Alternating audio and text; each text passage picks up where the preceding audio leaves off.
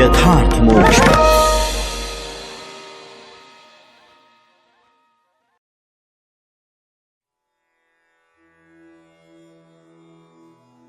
श्री सीतारामचंद्राभ्याम नमः। श्रीमद्वाल्मीकि रामायणम उत्तरकांडम प्रथमः सर्गः। श्री राम के दरबार में महर्षियों का आगमन, उनके साथ उनकी बातचीत तथा श्री राम के प्रश्न। राक्षसों का संहार करने के अनंतर जब भगवान श्री राम ने अपना राज्य प्राप्त कर लिया, तब संपूर्ण ऋषि महर्षि श्री रघुनाथ जी का अभिनंदन करने के लिए अयोध्यापुरी में आए। जो मुख्यतः पूर्व दिशा में निवास करते हैं, वे कौशिक, यवक्रीत, गार्ग्य, गालव और मेधातिथि के पुत्र कण्व वहां पधारे। स्वस्त्यात्रेय, भगवान नमुचे, प्रमुचे, अगस्त्य, भगवान अत्रि, सुमुख और विमुख, ये दक्षिण दिशा में रहने वाले महर्षि अगस्त्य जी के साथ वहां आए। जो प्रायः पश्चिम दिशा का आश्रय लेकर रहते हैं, वे नशंगो, कवश, धौम्य और महर्षि कौशेय भी अपने शिष्यों के साथ वहां आए। इसी तरह उत्तर दिशा के नित्य निवासी वशिष्ठ, कश्यप, अत्रि, विश्वामित्र, गौतम, जमदग्नि और भरद्वाज, ये 7 ऋषि जो सप्तर्षि कहलाते हैं, अयोध्यापुरी में पधारे। ये सभी अग्नि के समान तेजस्वी, वेद वेदांगों के विद्वान तथा नाना प्रकार के शास्त्रों का विचार करने में प्रवीण थे।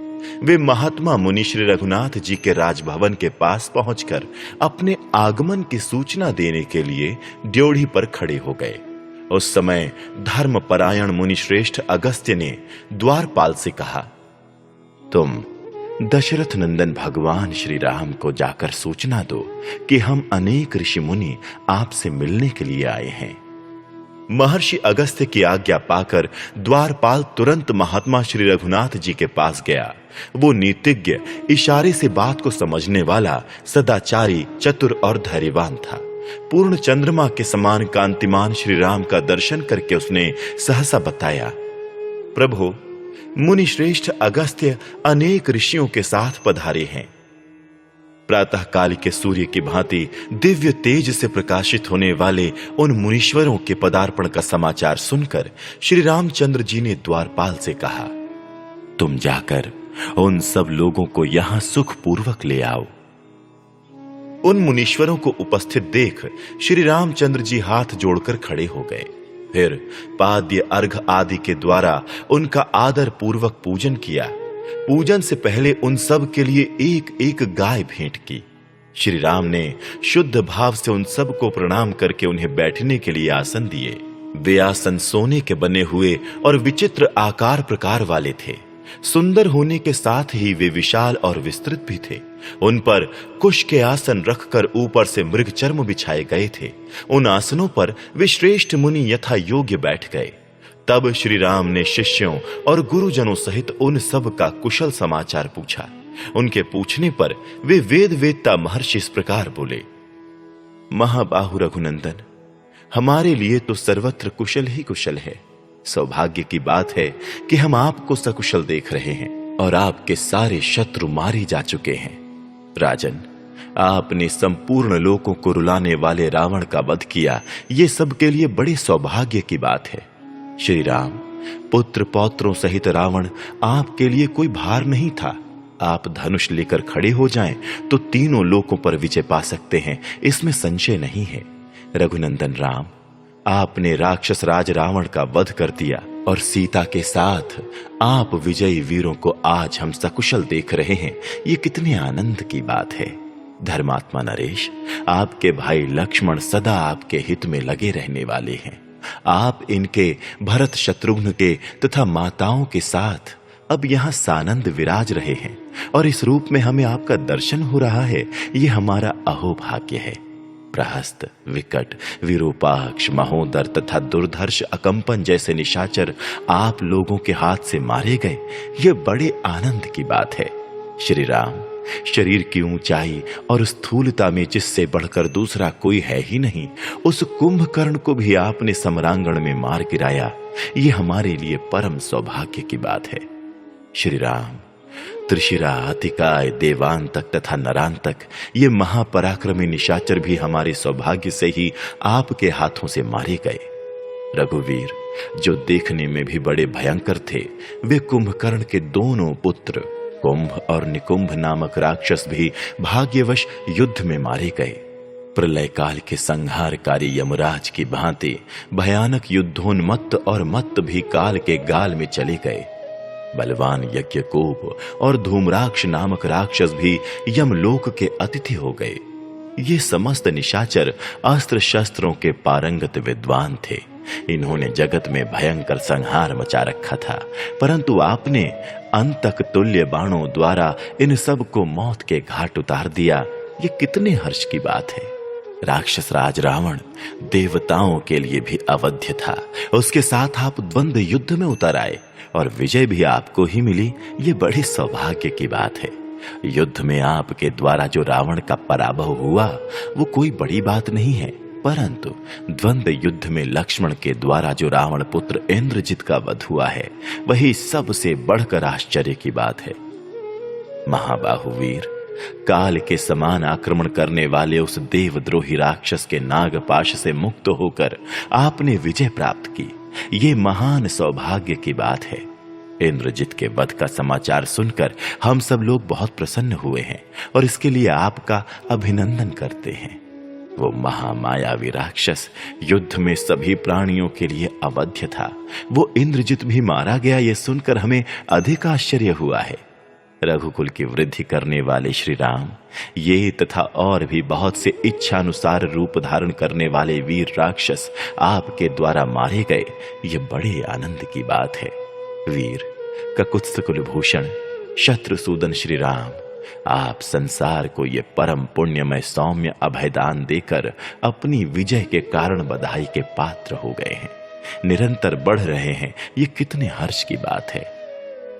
उन पवित्र आत्मा मुनियों की वो बात सुनकर श्री रामचंद्र जी को बड़ा आश्चर्य हुआ। वे हाथ जोड़कर पूछने लगे, पूज्यपाद महर्षियों, निशाचर रावण तथा कुंभकर्ण दोनों ही महान बल पराक्रम से संपन्न थे। उन दोनों को लांघ कर आप रावण पुत्र इंद्रजित की ही प्रशंसा क्यों करते हैं? महोदर, प्रहस्त, विरूपाक्ष, मत्त, उन्मत्त तथा दुर्धर्ष वीर देवांतक और नरांतक, इन महान वीरों का उल्लंघन करके आप लोग रावण कुमार इंद्रजित की ही प्रशंसा क्यों कर रहे हैं? अतिकाय, त्रिशिरा तथा निशाचर धूम्राक्ष, इन महापराक्रमी वीरों का अतिक्रमण करके आप रावण पुत्र इंद्रजित की ही प्रशंसा क्यों करते हैं? उसका प्रभाव कैसा था? उसमें कौन सा बल और पराक्रम था? अथवा किस कारण से वो रावण से भी बढ़कर सिद्ध होता है? यदि ये मेरे सुनने योग्य हो, गोपनीय ना हो, तो मैं इसे सुनना चाहता हूं। आप लोग बताने की कृपा करें। ये मेरा आपसे विनम्र अनुरोध है। मैं आप लोगों को आज्ञा नहीं दे रहा हूं।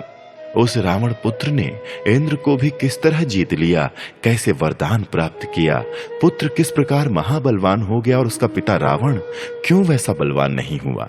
मुनीश्वर, वो राक्षस इंद्रजित महासमर में किस तरह पिता से भी अधिक शक्तिशाली एवं इंद्र पर भी विजय पाने वाला हो गया तथा किस तरह उसने बहुत से वर प्राप्त कर लिए, इन सब बातों को मैं जानना चाहता हूं, इसलिए बारंबार पूछता हूं। आज आप ये सारी बातें मुझे बताइए। इस प्रकार श्री वाल्मीकि निर्मित आर्ष रामायण आदि काव्य के उत्तर कांड में पहला सर्ग पूरा हुआ। द्वितीय सर्ग है महर्षि अगस्त्य के द्वारा पुलस्त्य के गुण और तपस्या का वर्णन तथा उनसे विश्रवा मुनि की उत्पत्ति का कथन। महात्मा रघुनाथ जी का वो प्रश्न सुनकर महातेजस्वी कुंभ योनि अगस्त्य ने उनसे इस प्रकार कहा, श्री राम, इंद्रजित के महान बल और तेज के उद्देश्य से जो वृत्तांत घटित हुआ है उसे सुनाता हूं, सुनो। जिस बल के कारण वो शत्रुओं को मार गिराता था परंतु स्वयं किसी शत्रु के हाथ से मारा नहीं जाता था, उसका परिचय दे रहा हूं। रघुनंदन, इस प्रस्तुत विषय का वर्णन करने के लिए मैं पहले आपको रावण के कुल, जन्म तथा वरदान प्राप्ति आदि का प्रसंग सुनाता हूं। श्री राम, प्राचीन काल सत्य युग की बात है। प्रजापति ब्रह्मा जी के एक प्रभावशाली पुत्र हुए जो ब्रह्मर्षि पुलत्स्य के नाम से प्रसिद्ध हैं। वे साक्षात ब्रह्मा जी के समान ही तेजस्वी हैं।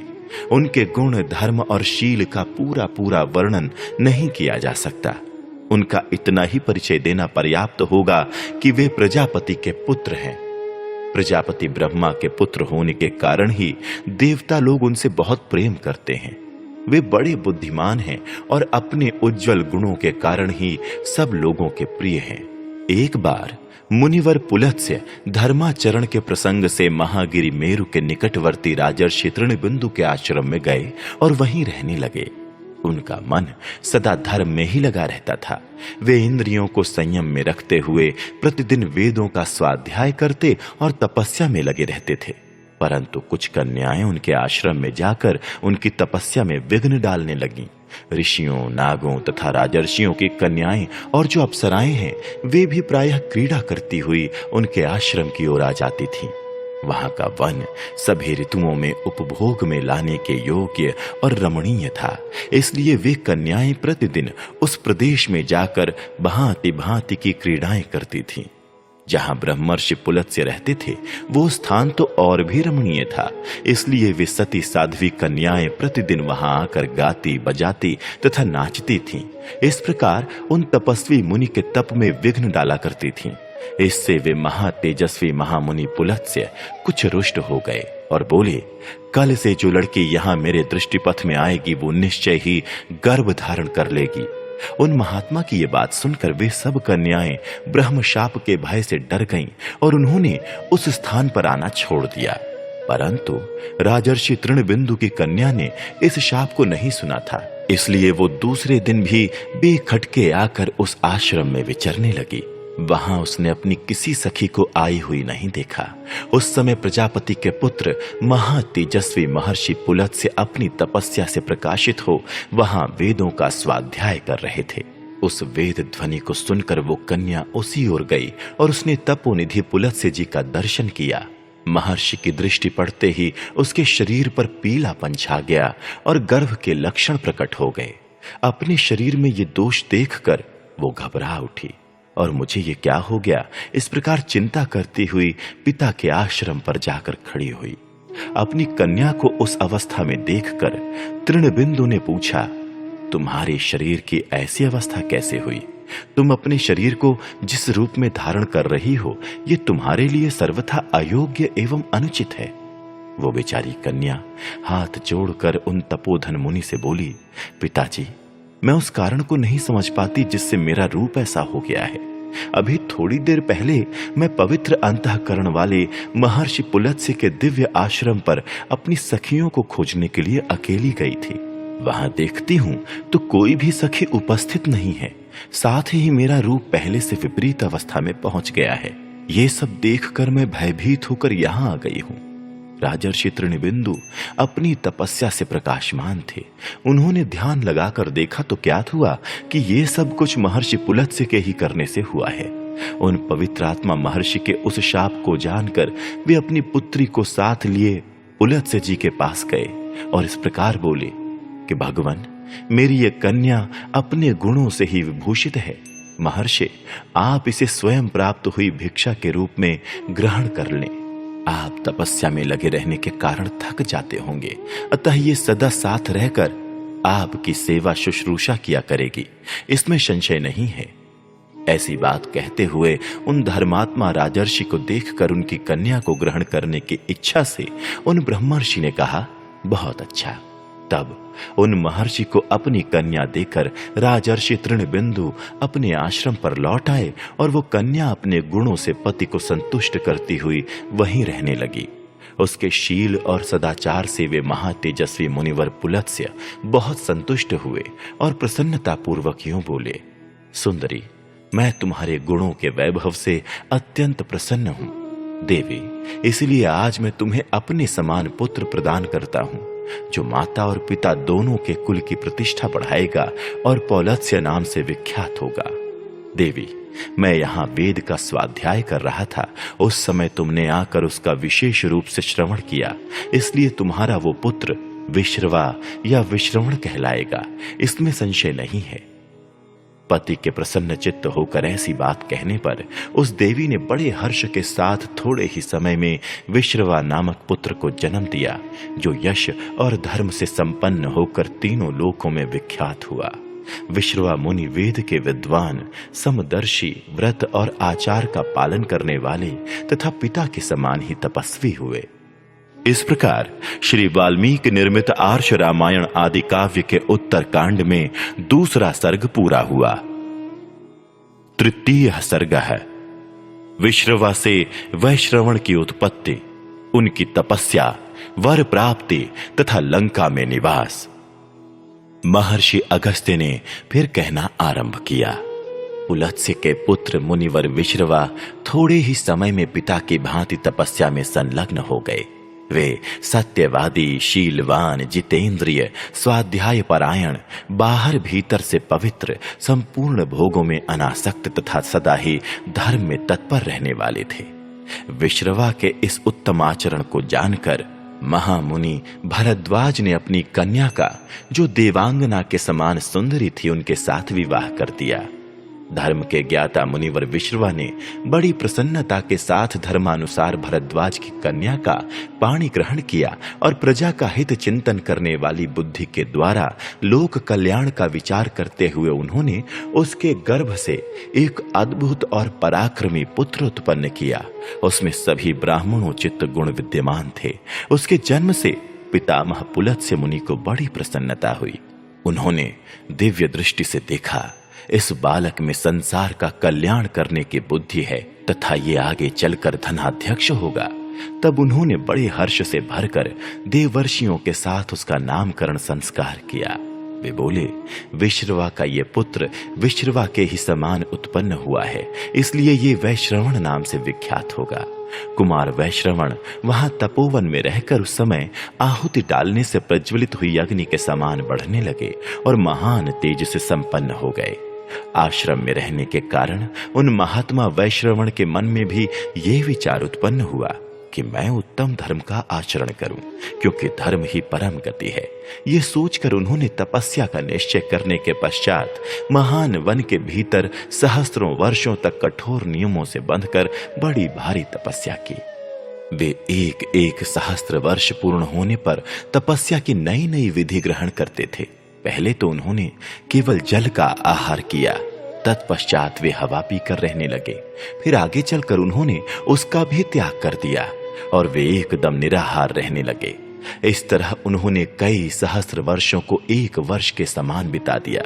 तब उनकी तपस्या से प्रसन्न होकर महातेजस्वी ब्रह्मा जी इंद्र आदि देवताओं के साथ उनके आश्रम पर पधारे और इस प्रकार बोले, उत्तम व्रत का पालन करने वाले वत्स, मैं तुम्हारे इस कर्म से, तपस्या से बहुत संतुष्ट हूं। महामते, तुम्हारा भला हो। तुम कोई वर मांगो, क्योंकि वर पाने के योग्य हो। ये सुनकर वैश्रवण ने अपने निकट खड़े हुए पितामह से कहा कि हे भगवान, मेरा विचार लोक की रक्षा करने का है, अतः मैं लोकपाल होना चाहता हूं। वैश्रवण की इस बात से ब्रह्मा जी के चित्त को और भी संतोष हुआ। उन्होंने संपूर्ण देवताओं के साथ प्रसन्नता पूर्वक कहा, बहुत अच्छा।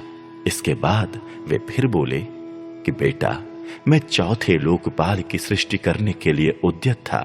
यम, इंद्र और वरुण को जो पद प्राप्त है, वैसा ही लोकपाल पद तुम्हें भी प्राप्त होगा, जो तुमको अभीष्ट है। धर्मज्ञ, तुम प्रसन्नता पूर्वक उस पद को ग्रहण करो और अक्षय निधियों के स्वामी बनो। इंद्र, वरुण और यम के साथ तुम चौथे लोकपाल कहलाओगे। ये सूर्य तुल्य तेजस्वी पुष्पक विमान है, इसे अपनी सवारी के लिए ग्रहण करो और देवताओं के समान हो जाओ। तात तुम्हारा कल्याण हो। अब हम सब लोग जैसे आए हैं वैसे लौट जाएंगे। तुम्हें ये दो वर देकर हम अपने को कृतकृत्य समझते हैं। ऐसा कहकर ब्रह्मा जी देवताओं के साथ अपने स्थान को चले गए। ब्रह्मा आदि देवताओं के आकाश में चले जाने पर अपने मन को संयम में रखने वाले धनाध्यक्ष ने पिता से हाथ जोड़कर कहा, भगवान, मैंने पितामह ब्रह्मा जी से मनोवांछित फल प्राप्त किया है। परंतु उन प्रजापति देव ने मेरे लिए कोई निवास स्थान नहीं बताया। अतः भगवान, अब आप ही मेरे रहने के योग्य किसी ऐसे स्थान की खोज कीजिए जो सभी दृष्टियों से अच्छा हो। प्रभु, वो स्थान ऐसा होना चाहिए जहां रहने के लिए किसी भी प्राणी को कष्ट ना हो।